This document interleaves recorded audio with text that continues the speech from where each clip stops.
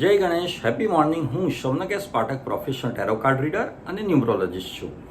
જે કોઈને પણ ફેમિલી, હેલ્થ કે રિલેશનશિપ રિલેટેડ કંઈ પણ ઇશ્યુઝ હોય તો તેઓ મારી કન્સલ્ટન્સી લઈ શકે છે.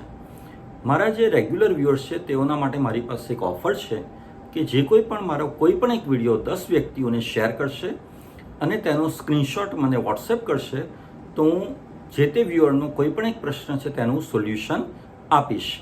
આજે હું તમને વાત કરીશ ટેરો કાર્ડ બાબતે. સ્ક્રીન ઉપર આપને આ જે ટેરો કાર્ડ દેખાઈ રહ્યું છે તે છે ઇન્ટિગ્રેશન. હવે આ ટેરો કાર્ડમાં આપ જોઈ શકો છો કે એક ઈગલનું પિક્ચર છે, એટલે કે સમડી. બરાબર, એ શું દર્શાવે છે કે તમે એક પાવરફુલ વ્યક્તિ છો, તમારામાં એક પુરુષ તરીકેની બધી શક્તિઓ છે અને તમારામાં એક ચાતુર્ય છે જે સમડીમાં હોય અને ચપળતા છે જે એક સમડીમાં હોય. સાથે સાથે હંસ પણ બતાવી રહ્યું છે આમાં, એટલે કે તમારા ઇમોશન્સ, તમારા સેન્ટિમેન્ટ્સ એકદમ પ્યોર છે અને તમે એક પ્યોર સોલ છો, એક પ્યોર આત્મા છો, પરફેક્શનવાળા છો અને સાથે સાથે તમારામાં જે સ્ત્રી તરીકેની લાગણી હોય તે પણ છે. અચ્છા, તો આ જે હંસ અને સમડી બંનેનું જે ચિત્ર છે તે શું દર્શાવે છે તો કે દિવસ અને રાત, એટલે કે તમારી લાઈફમાં અપ એન્ડ ડાઉન બતાવે છે.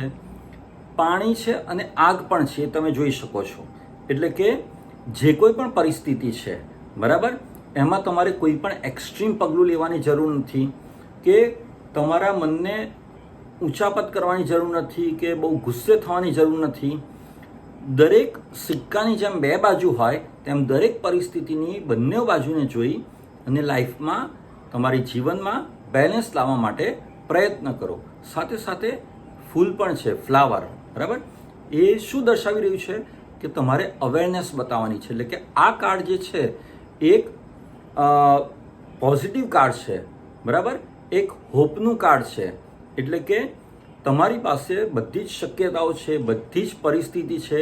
જે તમે જો ગુસ્સો કે બહુ એક્સ્ટ્રીમ પોઈન્ટ ના લો તો તે તમારા માટે પોઝિટિવ સાબિત થઈ શકે છે. ખુશ રહો, મસ્ત રહો, સ્વસ્થ રહો. Thank you very much.